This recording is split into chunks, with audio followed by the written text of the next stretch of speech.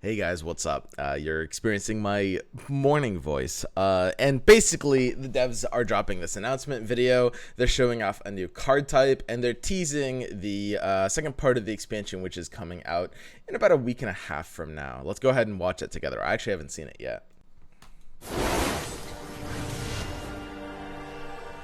Hi, I'm Jeff. I'm Andrew. And we're back with the mid-set video update.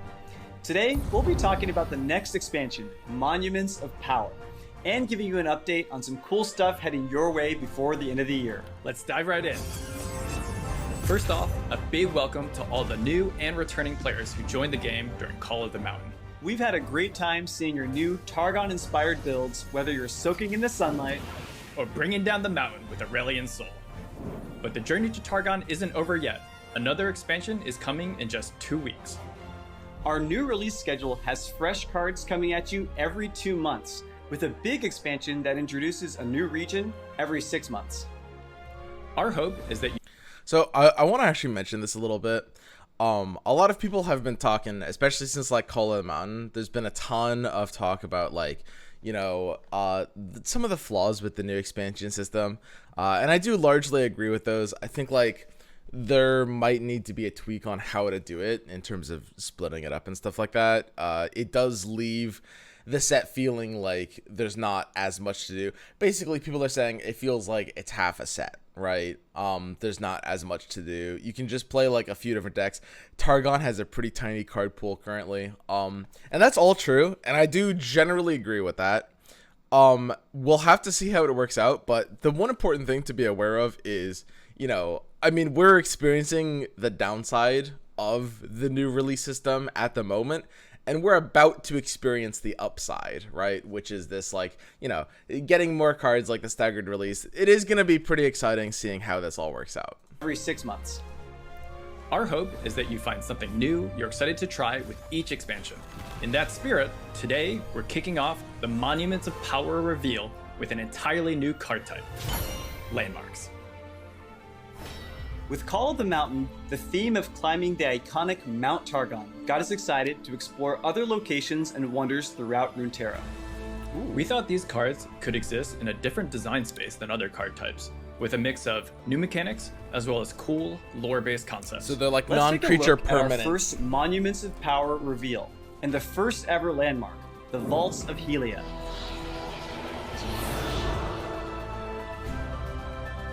Landmarks Kill your most expensive ally to summon an ally from your deck that costs one more. Let's see what they say about it.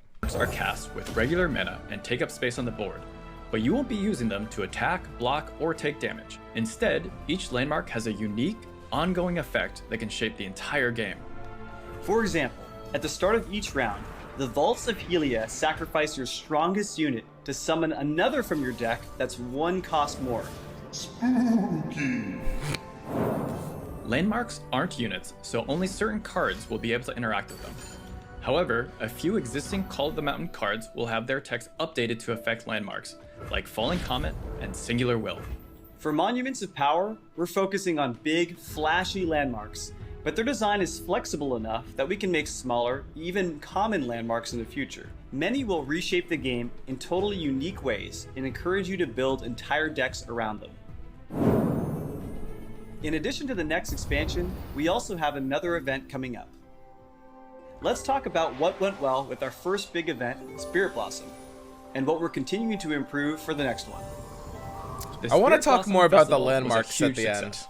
We got a lot of positive feedback around the Spirit theme and the Bestow Lab, and we saw a ton of players participating to unlock the various event rewards. I also appreciate seeing the Spirit Blossom emotes make it to the top tier These of are many very good. emote power rankings. To be honest, that was the only reason we did the event. We set out to create new cosmetic content that was worth collecting, and high-quality ways to personalize your Legends of Runeterra experience. Spirit Blossom has also encouraged us to continue investing in events and cosmetics, and see if we can make each one something you don't want to miss. Our next event will be similar to Spirit Blossom, but we're also looking to make some adjustments based on your feedback. We saw that some players felt like the optimal way to complete quests was to grind out a bunch of games, or they felt like a reward was just out of reach because they missed a day or two of wins.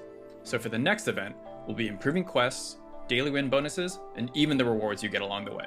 The event was As pretty for cool. the theme, I liked the the next event. event will have a very different tone than the Spirit Blossom Festival. That's all we can say for now, but the exact date and more details are coming soon. We have a few quick updates that didn't really fit anywhere else. So now it's time for the lightning round. What? Go, go, go, go! Okay, what's the deal with Spectator? In November, we're launching the initial version of Spectator. Watch your friends play in real time in any game with just a click. Eventually, we'll evolve this feature into a full-fledged spectator mode to support tournaments and esports. Very Next good. question. Any news on cosmetics for cards? We're working on multiple types of card cosmetics. They aren't ready yet, but here's a quick look at the first type, which are called card styles. Card styles are cosmetic upgrades that can be earned for every card in Legends of Runeterra. You can focus on just unlocking styles for your faves, or go for a That's totally pretty blinged out great. collection. More news on the other types of card cosmetics coming out at the start of 2021. Next. Last question, what is that and where can I get one? It's baby Infernal Drake. His name is Charlie, and he is mine. Oh man, But you can get yours next patch, I guess. awesome. And that's it for the lightning round. But we've got Wait, one what? last announcement before we go. Wait, what? Seasonal tournaments. That was like, Seasonal tournaments are, was like you one guessed question. it, tournaments that happen at the end of each season. They're designed to be the apex of competition in Legends of Runeterra, exclusively for the best of the best and run fully in-game. Over 1,000 players in each global region will be able to compete. But to qualify, you'll need to either be one of the top-ranked players on your server, or one of the first players to complete the final gauntlet, which takes into account your performance in previous gauntlets throughout the season. The goal is to have a couple different ways for competitive players to earn a spot in each tournament. Some players can put in lots of hours and climb their way to the top. Others might have less time to dedicate, but the skill to pull off difficult consecutive wins. Either way, if you've got the skill, you've got a shot. We'll share much more information about how to qualify and compete in another video. All you need to know right now is that the first tournament will take place at the end of the upcoming Monuments of Power season, around the second week of December. Interesting. So if you plan to qualify through ranked, start building those decks and practicing those matchups right now. Whether you're climbing high in ranked or owning the arena in gauntlets, we want it to matter to you when you make it to the top. Seasonal tournaments are the ultimate way to prove you're the best in the card slinging biz.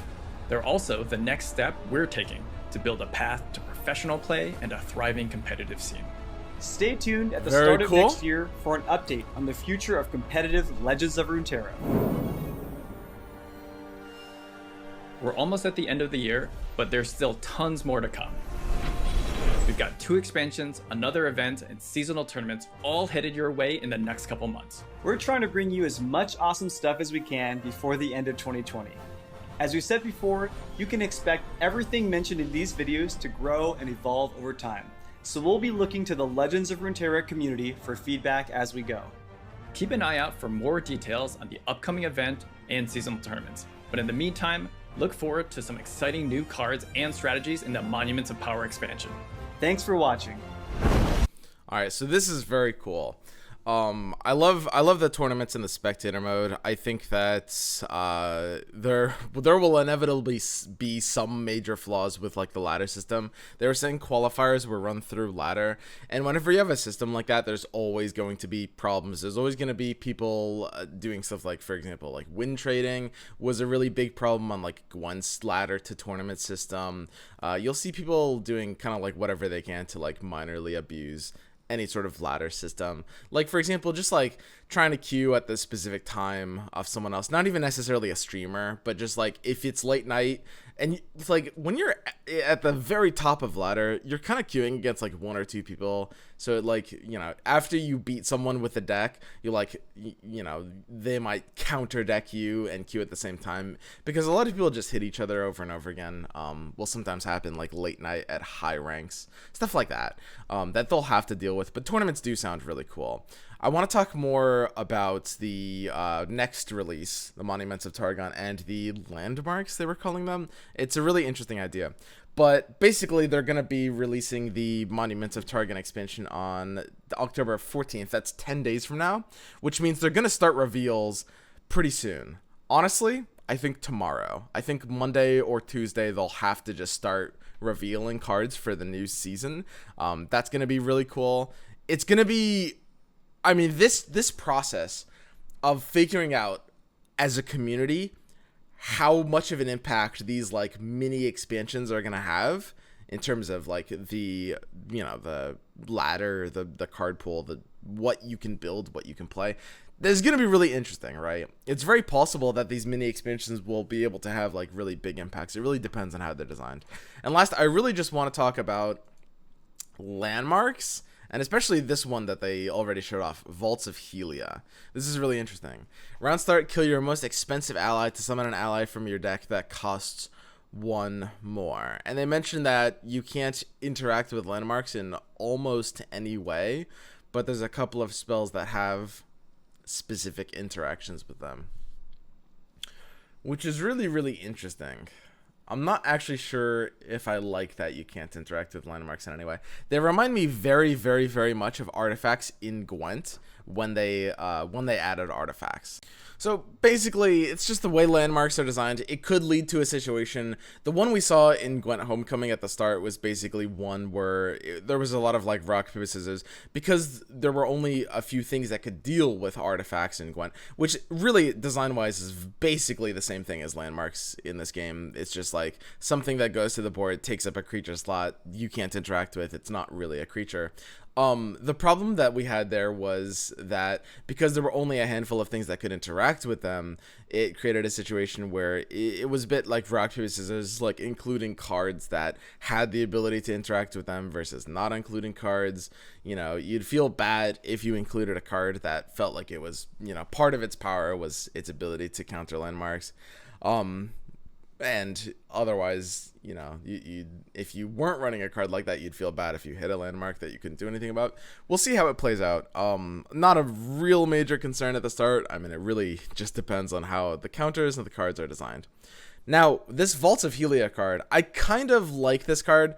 In terms of its competitive viability, it it remains to be seen. Now, one thing you'll note here, which is pretty interesting if you're looking at the screen right now, is that it can use spell mana, right? Check this out. It's consuming these 5 mana on the side.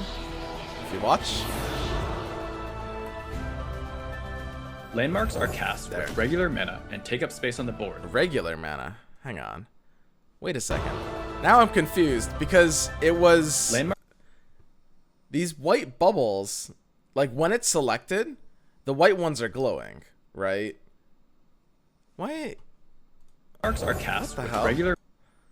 Oh, I guess that's a visual bug. Never mind. They can't use spell mana. Okay. Well, that changes quite a bit then, if they can't use spell mana. So they have to use regular mana. It's a 5 mana card that doesn't really start doing anything the turn it gets played. It's going to set you behind a ton of tempo. It looks, this landmark in particular, looks pretty weak, right? And a lot of them are going to offer per turn value at 0 tempo. And this kind of design for a card will generally be less competitive. Now, what do I mean by that? Because that sounds like a kind of weird claim to make. Well, at a higher level, you see a lot more of tempo mattering and the ability to close out matches very quickly, or force pressure onto the opponent being one of the more predominant states. Not necessarily literally like full jam fist and aggro, but just this idea of flexible tempo or pressure. And a lot of these kinds of strategies will be able to really capitalize on the fact that you set yourself back for the ability to just get like a per turn value card like that. So, for example, this card in particular, this landmark, Vaults of Helia, you know, you play it on turn 5, it doesn't do anything at the start, and a lot of decks will really punish you for just basically skipping your turn 5, right? It'll start doing things, it'll start killing allies and summon things, and if you build a deck around that, that can be very scary. But I'm a little bit concerned with, I see a potential reality where a lot of these vaults get shipped in this update, and a lot of them, not all of them, for sure not all of them, but several of them might end up being like less competitive just because they might feel too slow or set you too far back immediately. Now, what I do love about this card is that it adds more tutors to the game. I love these conditional tutors like that. Tutor comes from Magic. It means basically the ability to pull out, to select whatever card you might want from your deck, and then to just pull it out to the board or to your hand in some way, right? This is a conditional tutor. This is like, you can, if you wanted to, like, okay, let's say for example, you're running this card, Darius's rally card, right? Here, let me pull up my game so I can kind of like talk about it better. So, Apprehend, if you want to build a deck with Apprehend, the biggest problem was because there wasn't really a reliable way to get Darius, on the board or into your hand. Sometimes you draw Apprehend without Darius and it would be completely useless, right? This is the biggest problem with Apprehend. It would be a really powerful card if you could reliably have Darius on board without, interaction, without the RNG of drawing him or the interaction from the opponent, right? And this new card potentially does solve one of those, Vaults of Helia. If you wanted to, you could build a deck where, you had a lot of 5 mana cards that you sacrifice so that Vaults of Helia will get you Darius. If Darius was the only 6 mana unit in your deck, it'll get you Darius every time.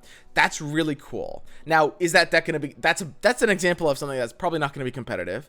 But the point is, this idea of a tutor, a very powerful effect for consistency that has the requirement of a deck building cost, like, I can't add other 6 mana units to my deck, and I probably want a lot of 5 mana units in my deck so that Vault of Helia can tutor out Darius.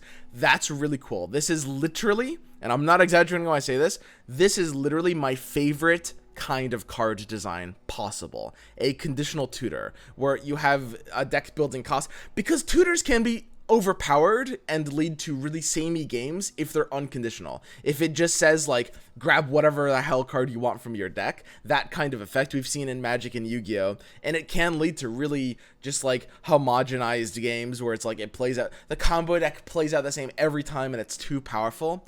I don't necessarily love those. Like, think Royal Decree and Gwent as well. But this idea of something that has a bit of a deck building cost, I love, right? More like Alzur's Double Cross, if we're talking old school Gwent. At least some of you guys know the words that are coming out of my mouth.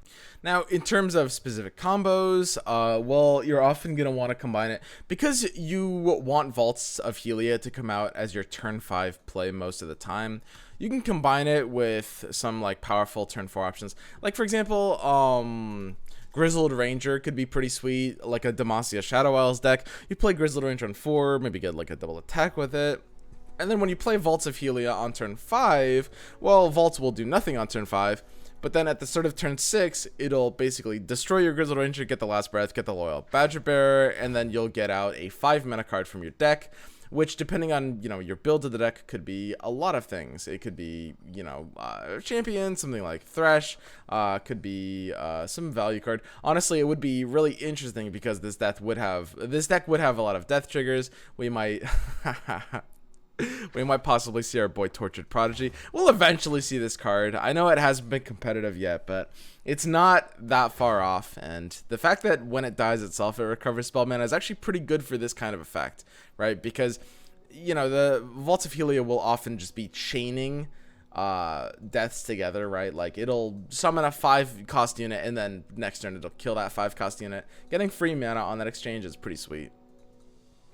I'll probably do more videos about, how to build around specific cards. This Vault of Helia card is really, really interesting. I actually do think there's a lot of cool ways to build around this concept, and to try to do unique and interesting things. So I'll probably make some more videos in the future about that. But just as a brief overview, this is the kind of stuff that you can do. Anyway, guys, that's it for me. That's it for, my take on this dev video. It looks like a lot of fun. I'll probably be back to, doing kind of like the same pattern I was doing in the last card reveal period, which was like I'll be doing my daily streams. They often reveal cards at like 9 or 10 a.m. Pacific, so I stream around then, and often I'm in voice calls with other streamers and community members, and we just talk about what we think these new cards are gonna do. It's a lot of fun. I'm really looking forward to it, and I hope to see you guys there. All right, peace out, boys.